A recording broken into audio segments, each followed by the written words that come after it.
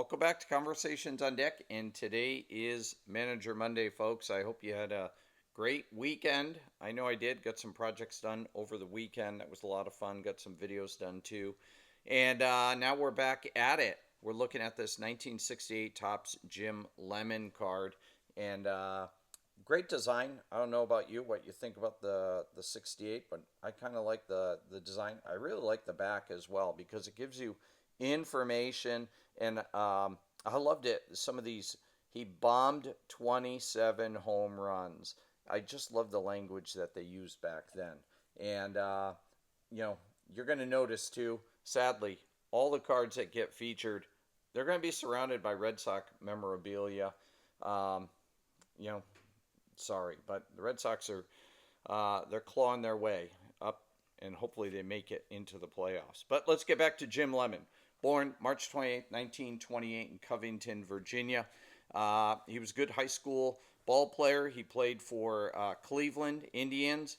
His career got a little interrupted there because in 1951, 1952, he was serving his country during the Korean War. Then he came back and he played for the Senators and the Twins. And as I, think before, it's kind of like an identity crisis. Like you're here, you're there, you're who, you're what. Anyways, while playing for the Senators in Washington, he hit 3 home runs in a game. And, celebrities are always at baseball games. Well, Dwight D. Eisenhower, President of the United States, was there. So put on a great show for the president. Well, in 1968, the Senators did not put on a good show for anybody, and it didn't help Jim's managing career because it was his first year and it would be his last year because the Senators finished 65 and 96 for 10th place or last place finish in the American League. So that was kind of a bummer. And, I always like to look at these managers and see some of the guys that they managed and what they had to work with. Paul Casanova at catcher, great last name. Mike Epstein at first base. Bernie Allen played second. Roy Hansen was his shortstop. Ken McMullen was his third baseman. So I'd say the big highlight here in this lineup would be his left fielder, Frank Howard. Everybody knows about Frank Howard, how he just mashed home runs and stuff like that. Well, that year in 68, the bright spot, 44 home runs, led both leagues. 552 slugging, led both leagues. And he was an all-star. Del Unser, young Del Unser, I think he was like 24 years old that year. Center fielder, finished second in the Rookie of the Year, which is kind of cool. Ed Stroud was in right field. And 2 of his pitchers, that were standout. Camilo Pascual, 13 and 12, 2.69 ERA. And Joe Coleman had a 12 and 16 record with a 3.27 ERA. So not too bad. And his closer, Dennis Higgins, was 4 and 4, 13 saves. So, didn't have a whole lot to work with. And Jim was one of those managers, players that was, affable. He was, liked to joke around, but he also could be, realistic. Here's what he said about his 68 squad. Quote, "We couldn't catch the ball very well. We didn't have very good pitching, but we could throw a little thunder at you," end quote, which means at spurts, he got a lot out of those guys, but maybe not enough. Actually, not maybe, for sure, he did not get enough. Now, his managing style is he was known as a humble guy, not overbearing, focused on the fundamentals. And, I think about that.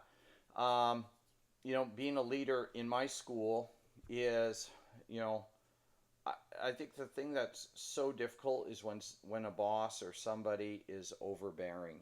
It just drives me nuts. And so I try not to be that person. And I'd say most of the time it works, but I think sometimes people want you to be overbearing, as weird as it sounds, crack the whip or whatever. I still go back to high school, and I had a coach in wrestling, and oh man, he was the worst. He would like beat up on us and stuff like that, and it just made me not want to wrestle. And then the next year we had a new coach come in, and he was great. He was a guy who just soft-spoken, and he wanted us to focus on the fundamentals, just knowing the basic moves and quickness and resiliency. And this is coming from a guy who he and his brother were both NCAA champs when they wrestled in college. That guy had a big impact on me. His name was Henry Crow. Um, Boy, I can't say enough good about Henry Crow. He had a huge influence on me. Here's what Jim Lemon said about hitting, because later on, after his baseball career in managing, he would coach. He was a hitting coach for many years in the Minnesota Twins organization. Here's what he said: "Quote: There are so many intangibles to hitting. Everyone has to do the basic things to be successful, and that's what we try to teach. But hitting is such an individual thing." End quote. So two parts there. You got to do the basics. You got to do the ABCs and the 1, 2, 3s, and then you have to mold that into your individual strengths, I would say, and your individual weaknesses. Kind of make it your own. What was Jim Lemon like when he played baseball? Well, he was a free swinger. In 1956, he led both leagues with 138 strikeouts. But he was sixth in home runs that year. He had 27. 1957, he led the AL, 94 Ks. He was 17th in home runs. And then 1958, led both leagues with 120 Ks, but he was 8th in home runs with 26 and tied with Ted Williams for that home run list. So, he had to mold it. He could mash homers, free swinger. But again, you've got to do the basics, and then you got to kind of meet in the middle there, and get it to your liking. And that's tough to do with hitting. All right, now we're going to finish out this Manager Monday with the last of Jim Lemon's wisdom.